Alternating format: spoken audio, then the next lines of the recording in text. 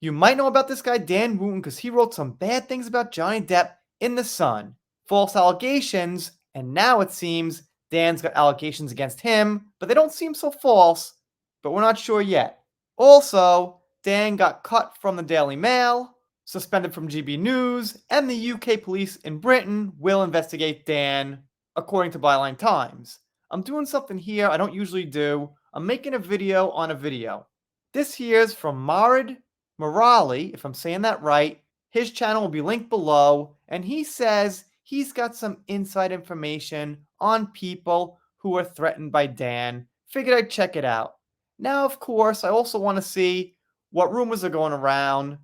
Come Geeksum's covering Byline Times and the stuff they don't quite have available to everybody, which I might do soon. More on that to come. But anyway, he's doing a good job. So let's see what this person has. I don't have his sub count up, but he's got well over 200,000, about 270,000 subs, something like that. Which is another reason I'm checking him out, because I like to see what people are saying who have a large audience. So this is exactly from his video. He leaves the transcripts up. So an exclusive for all you when it comes to what is going on with Dan Wootton, guys, and what he's doing behind the scenes. Okay, grain of salt, but thank you. Dan is probably one of the few people on earth who can still present himself to be the most scummiest person, with new scandals being exposed in regards to him, yet still remain extremely quiet. To me, that's just insane. The question that a lot of people are asking is, where is Dan? So right, we haven't heard too much directly from Dan. He's not really defending himself with words. I didn't do it. It's not true. He said that initially, but he's not continuing with it. So that is true. Because he was extremely loud on Daily Mail and GB News, and suddenly he's just completely stopped putting anything up on his social Instagram and Twitter. That's true too.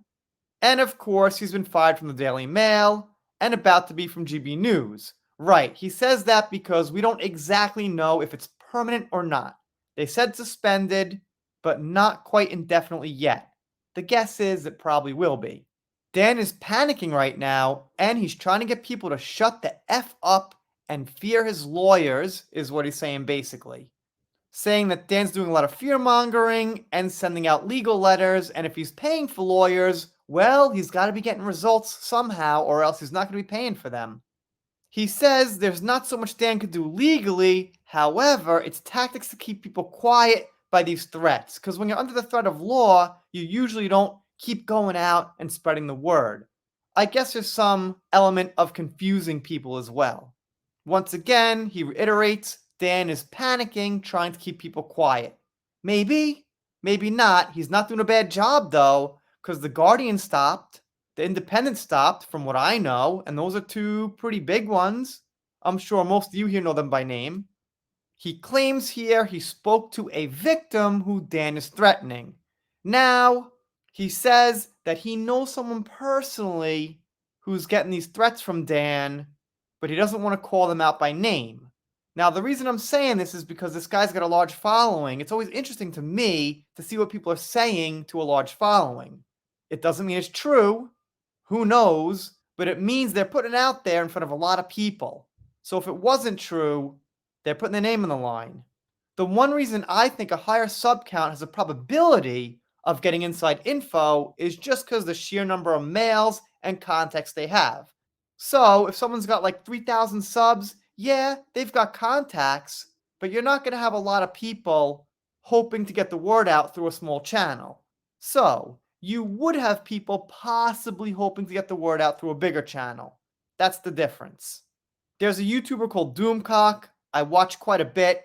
He's got over 300,000 subs, and a lot of people accuse him of not having inside sources. Now, maybe he does, maybe he doesn't. But my point is, when you get to that size, you definitely have people watching who are in the business, things like that, who could possibly send you things. If you've got, once again, like 3,000, 5,000, you won't have those people actually working for the companies with interest to get the word out through you. He says Dan's got a cult-like following, so in his opinion, it is possible because Dan's right-wing, some right-wing people might help him for political reasons, and I'm not ruling that out. I'm sure that happens on both sides of the aisle, by the way. It's not impossible. But It's not what Dan says as the only reason that things are going down. The reason things are going down is because the allegations sound pretty detailed. And Byline Times has got a lot of receipts, not just because it's political. Maybe there's a small element of that.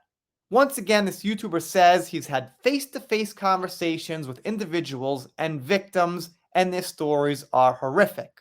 And that's about it. It's a quick little video. Mine's probably a little longer. Anyway, let me know what you think. Do you think Dan's panicking, threatening people, or is he all cool and just sitting back and laughing? Once again, this guy's linked below. Check out his channel. Obviously, I'm reporting on his content. If you're not subscribed here, consider it. If you don't, I'll be sad, but I'll get over it. See you next time.